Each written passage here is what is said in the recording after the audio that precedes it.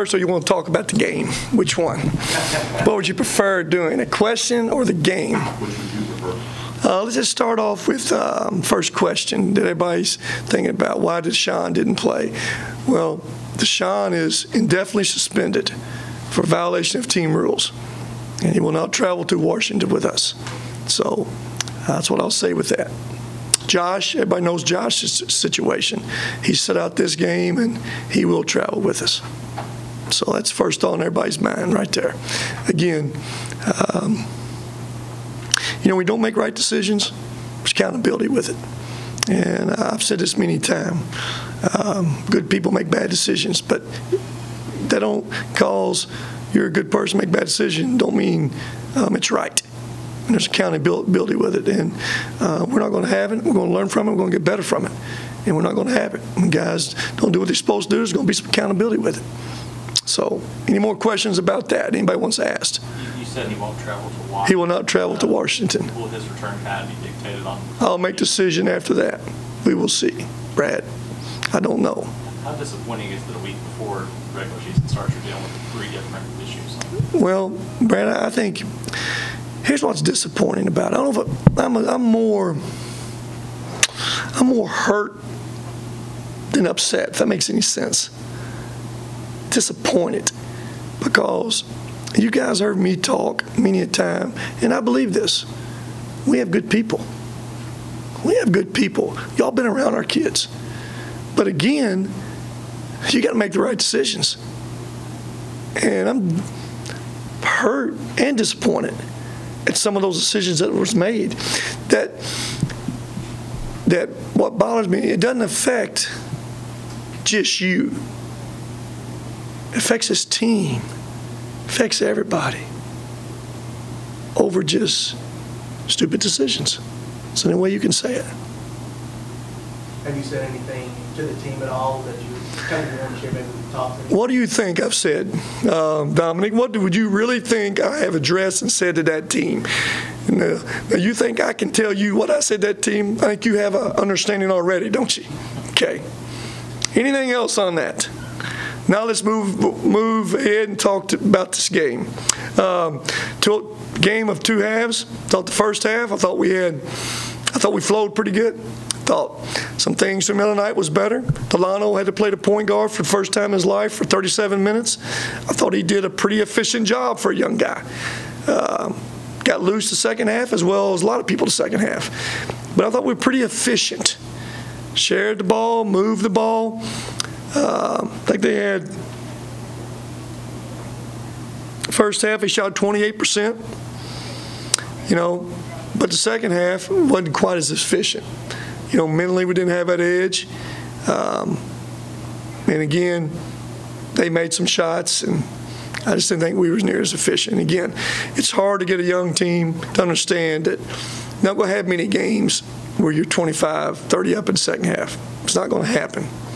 And you're going to play every game or every possession. If it's as is, it's the last possession. It's easier said than done. Hard for young guys and new guys sometimes to understand that. Veteran teams understand playing possessions the same way. So that's the teaching and learning thing we got to take from this. But there's some good things. Having Tavion back naturally just gives you a guy go get some baskets. Jarrett made shots. Thought we got the ball inside more to Charles. Naturally, they didn't have a lot of size. But all those areas we just got to continue to get better at. Getting some rhythm, getting some chemistry of guys we got playing so we can keep getting better. Rick, I have a feeling I could ask this after every media session with you about Jarrett. But it seems like two things I like about him. He does things well, but then I never notice he does something poorly, if that makes sense. His game just is very well-rounded. Do you feel that way? No, it is, but there's one thing I just spoke to him about that I want him to do more. We all know he can shoot it. He's a good leader. He's our one guy that can see next play happening or change defenses. He's the one guy that mentally can focus between that line. It's very obvious he can shoot that basketball. One part of his game I want him to continue to mix in some. Can't just depend on catch and shoot every time. You can't have 16 shots with no free throws attempted. I want him to play off that bounce some. Get to the free throw line some. And again, he scores, 17 points, but no free throws attempted. And we need him to, because people are going to run at you. The scouting report is you can shoot it.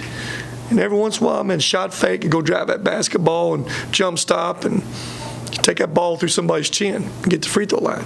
Those are things that we'll continue to talk to him about. But at the same time, always do what you do best. Shoot that ball. And he has lots of confidence. He can shoot it from deep. We missed him a bunch, as well as we missed Charles a bunch. But there he is again, rhythm and chemistry, how we play with some folks. Rick, how'd you think Charles played? I thought he played okay. I know his stats, you look at his stats, and, he has 24 and 11 in 23 minutes. I guess you'd say coach is crazy if that wasn't pretty good, but I just know he's got a whole lot more energy. And sometimes playing against some smaller guys doesn't bring that out in you. He picked up a couple moving screen fouls. It really wasn't the first one. They said he was too wide. Second one, it was the guard's fault by not letting you get set before you move. Those kind of things we got to eliminate. I mean, we can't have those, those kind of silly fouls. There's going to be enough fouls created in there battling in that paint. We got to limit those kind moving screen fouls and those silly fouls. But again, Charles is going to keep getting better. Charles has a good mentality. Doesn't get up too much, doesn't get down much. I think he has a good feel. It's just playing experience. He's a freshman, has nothing to do with stars beside his name. He is still a freshman, and there's a growing curve with that. But I'm pleased where he's at. He's making progress. Do you ever have to kind of remind yourself that not only is he a freshman, but he's here a year early too? And well, that's a good point. That's a good point. I mean, it just turned 18. He had a birthday cake Sunday. So imagine that. I don't think about that, so hey. But you're right. He is. You look at him physically, he's so big, you think he's a 22-year-old man, but he's not. Just literally turned 18 years old. But he needs to go, we need to go on the road. We need to put our head in the hornet's nest. We need to taste some blood. When you get hit in the mouth, that's what'll make us better. We'll find out what we're made of some. And that's why we chose to go to University of Washington. Again, we know it's a challenge, but it's a great opportunity for us. Brad, you going with us? Yeah, I'll be there. Good. Mike, coming? Sorry. Okay. Sorry about that. Dominic? Maybe? Okay. But to kind of bounce off that, because of these two games where it's teams you're just kind of overmatched, now that you're going on the road too, are there any concerns that maybe you're not ready for what's Ooh, hey, there's concerns no matter what you're doing. You go on the road against a top 25 team. It don't matter where we're at, how good we are right now. There'd be a concern anytime you go on the road. There's concerns this early in the year having to play against a zone for the amount of minutes we're going to have to go play against it, because that's just different. It's a different zone. They're going to play it probably for 40 minutes, and you can only throw that thing around that rim so much. You got to make some shots. But again, it's going to make us in the next 36 or 72 hours, whatever it is, take a big step in attacking zones that will help us as this season goes on. Because there's a lot of teams this time of year really don't have a lot of zone offense in. Don't see much zone because they don't go against it. Everybody's working on their man. But this will make us better. They've got a terrific team. They got, I think, all 10 of their top scorers back. As I said earlier, they went to Nevada, a top 5 team in the country. Won by how many? 17 at Nevada without their best player. So that tells you enough how good they are. But it'll be good. We leave at 3 a.m. in the morning, early flight. We'll get off at 11 o'clock. We're going to go watch George Fant play at 1 o'clock. And love these guys, and they're having an opportunity to see a pro football game. So it'll be a good opportunity, learning experience there too. And we'll practice Monday and play Tuesday night. How much is America really going to have to step up Tuesday without Deshaun in the lineup? Well, Merrick's a guy that, we have a lot of confidence in. Merrick's gotten better. He's gotten better. He gives you some quickness. He gives you some athleticism. He's limiting those plays that maybe wasn't to his strengths last year. He may have had one or two, but he was a lot better. We have a lot of confidence in Merrick. He's a great teammate. Guys have a lot of respect for him. He's worked hard to get better. And again, those kind of guys, help you win. They help you win. It ain't about all putting the best 5 players talent-wise on that court consistently. It's about finding those pieces that work best together, and it makes that whole the best. And sometimes those pieces can help you. But again, there's so many different pieces that we just got to figure out. Tulu, we wanted to get in that game tonight to 4-spot some. Got in foul trouble, never got in the flow really. I wanted to play small a little bit tonight some. We did it late in the game, a little bit, didn't do as much as I wanted, but I know that's a really good offensive team when we go small around Charles. So there's a lot of different ways we want to play. We just got to get better at all of those things right now. What did you think of your zone when you went to? It wasn't very good second half. Yeah, it wasn't very good. That's probably, there's one thing, had some holes in it, and you can't, especially a team that can shoot it. They got 5 guys out there spread you out and shoot it. That's probably where we let them make some threes and kind of go some 30 to 20, whatever it was. Kind of got them back in a little bit and let them make some shots. Wasn't as good. Have to get better at that.